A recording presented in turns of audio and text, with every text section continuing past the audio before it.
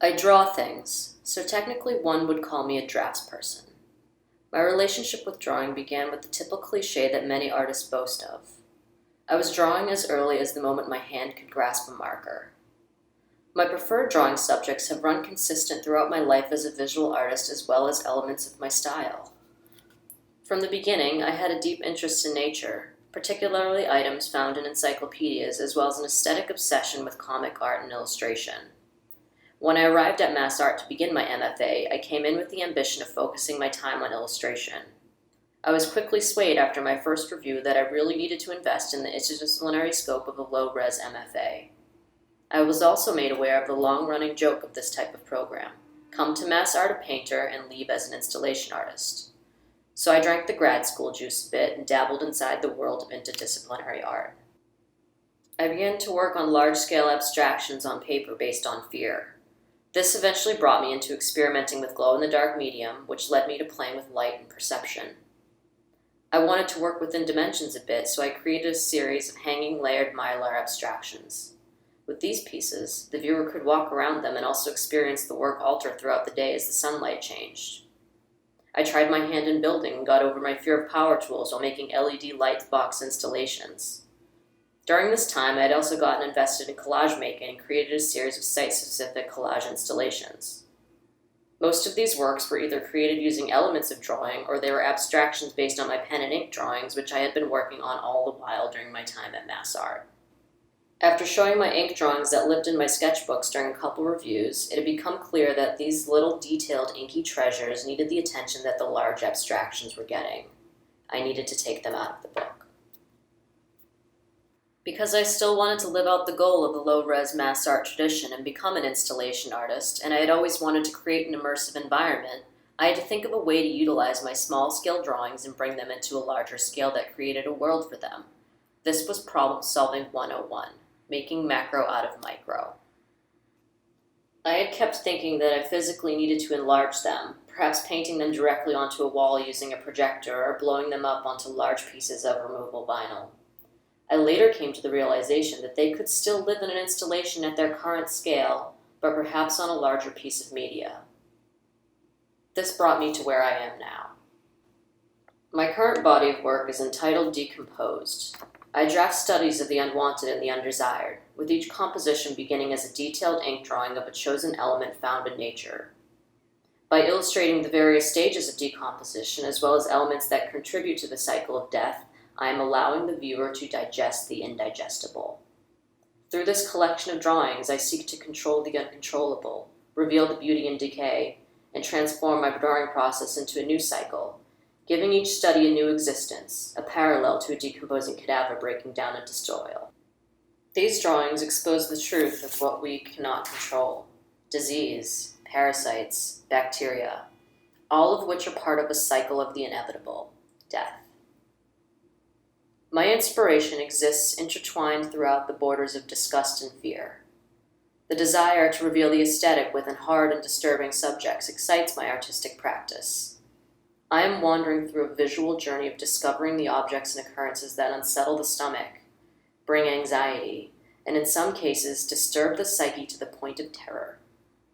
I am in search of the putrid, the appalling, the undesired. There are some things you cannot perceive with your own eyes, the things you can't help but see, or the things you wish you didn't see. Images of decomposing human and animal flesh, rotting food, microscopic photos of parasites living off our bodies, clusters of tiny holes. These are the components that prompt my visual language.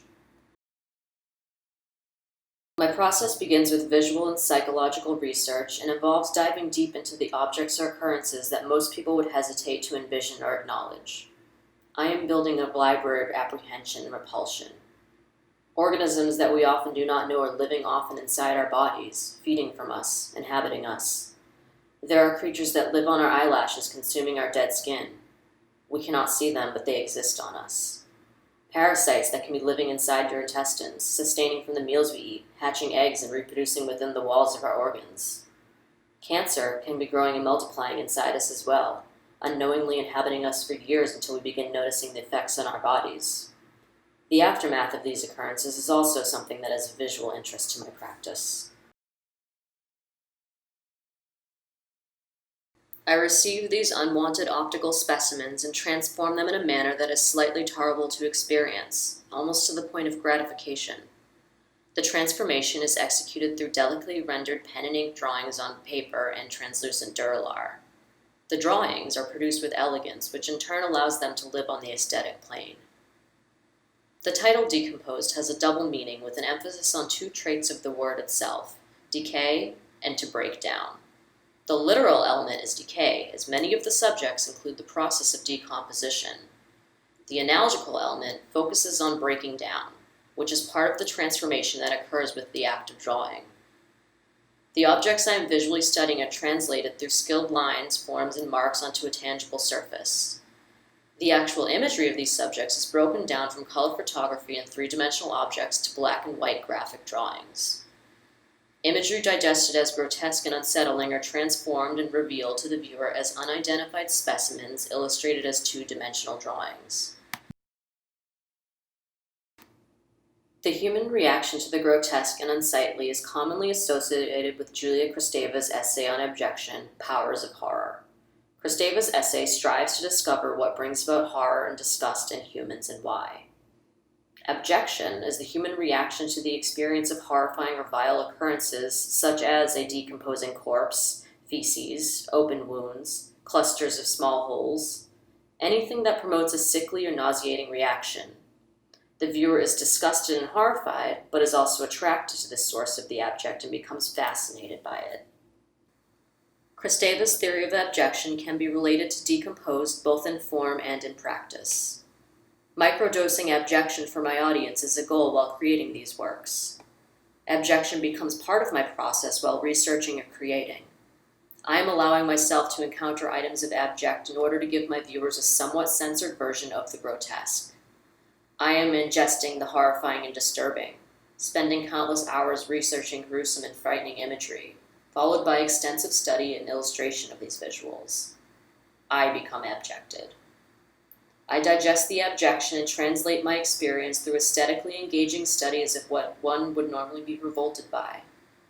The work opens with abjection. I then eliminate most, leaving only a subtle hint of what the viewer could be nauseated with if given the raw version of my subjects.